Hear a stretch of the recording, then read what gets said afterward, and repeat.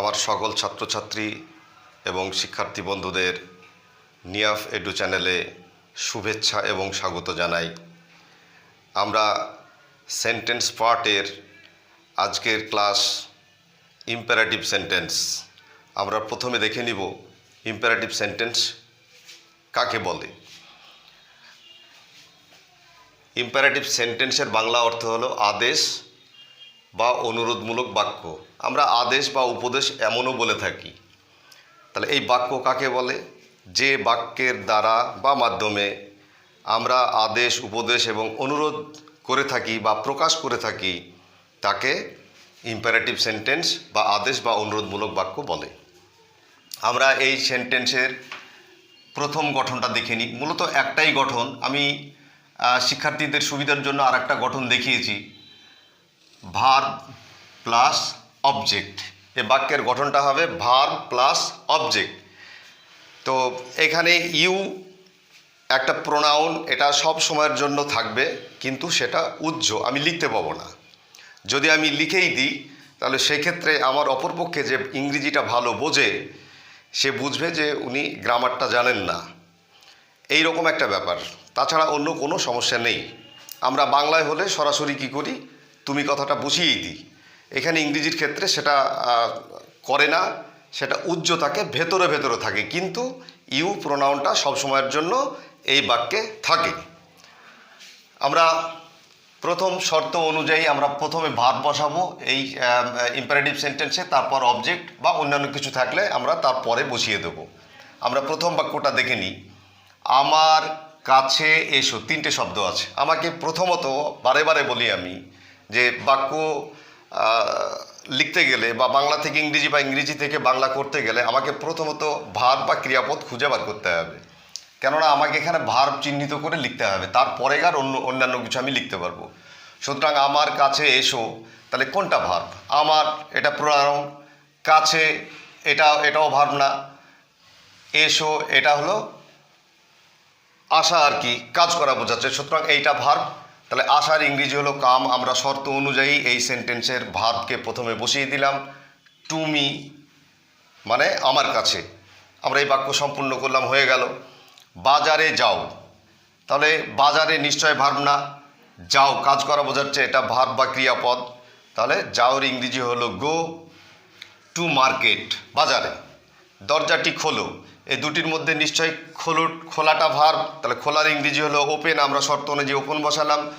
The door, দরজাটি, পরে object হিসাবে বসিয়ে দিলাম। আমরা 4 নম্বর বাক্য দেখব। এখানে এসো, এই দুটো শব্দ আছে, তো এসো আসা এটাই হচ্ছে ভার্ব, কাজ করা বোঝাচ্ছে। তাহলে আসার ইংরেজি হলো কাম, হেয়ার মানে এখানে, কাম হেয়ার, এখানে এসো।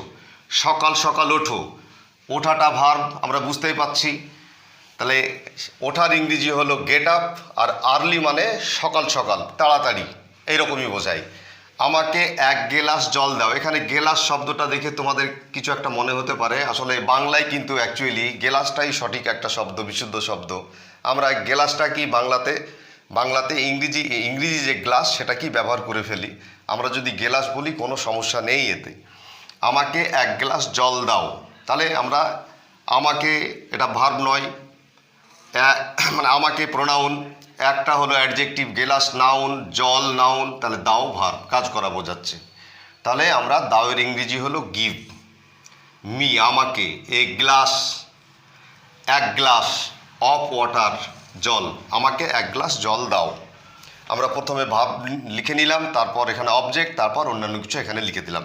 7 নম্বরের উদাহরণটি দেখব। রোদে দৌড়াদৌড়ি করো না, do not run in the sun. আমরা এইগুলো মোটামুটি দেখলাম। যা 1 নম্বরের যে গঠন লিখেছি আমরা, সেই গঠন মেনে আমরা প্রত্যেকটা কাজ আমরা ঠিকঠাক করেছি এরকম মনে হচ্ছে, তোমরাও দেখে নিও। তো 2 নম্বরের যে গঠনটা প্লিজ লিখেছি আমরা প্রথমে, তারপরে লিখেছি ভার্ব, তারপরে লিখেছি অবজেক্ট, মানে ভার্ব প্লাস অবজেক্ট 1 নম্বর গঠনের আগে প্লিজ কথাটা লিখে দিয়েছি। তোমরা একটু পরীক্ষা করে দেখে নিও যে এই যে 7টা উদাহরণ নিয়েছি তার আগে প্লিজ কথাটাকে লিখে দিলে কেমন হয়, তাহলে অনুরোধমূলক হয়ে যাবে সবগুলো। সুতরাং প্লিজ কথাটার বাংলা মানে হলো দয়া করে। আমি যদি এখানে লিখি দয়া করে আমার কাছে এসো। তাহলে আমরা এখানে প্লিজ কথাটা যদি লিখে দিই, প্লিজ কাম টু মি, নিশ্চয় হবে। তো সবগুলোর ক্ষেত্রেই যদি আমরা এরকম করে প্লিজ লাগিয়ে দিই তাহলে পরে অনুরোধমূলক হয়ে যাবে। এইখানে যেমন উপদেশও আছে, আদেশও আছে। যদি আমরা এই বাক্যটাকে যদি আমরা আদেশ মনে করি, যদি একটু প্রেশার দিয়ে বলি যে do not run in the sun, একটু মেজাজ নিয়ে, তখনই আদেশ হয়ে যাবে, রৌদ্রে দৌড়াদৌড়ি করো না।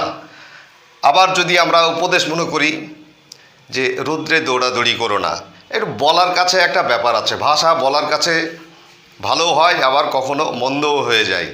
মানে বলার, যদি আমরা এই আদেশ আর উপদেশ বলছি, বলার কাছে অনেকটা নির্ভর করে। তোমরা নিশ্চয়ই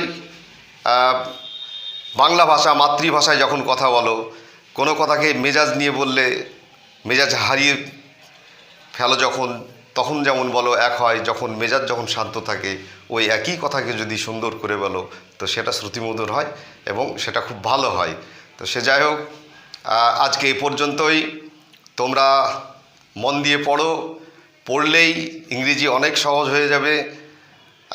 আর প্রতিদিনের মতো আজকেও বিশেষভাবে বলছি, আমার এই চ্যানেলটাকে সাবস্ক্রাইব করো, শেয়ার, লাইক এবং কমেন্টস করতে ভুলো না। আবারও বলছি, ভালো থেকো, শুভ সন্ধ্যা, সকলকে ধন্যবাদ।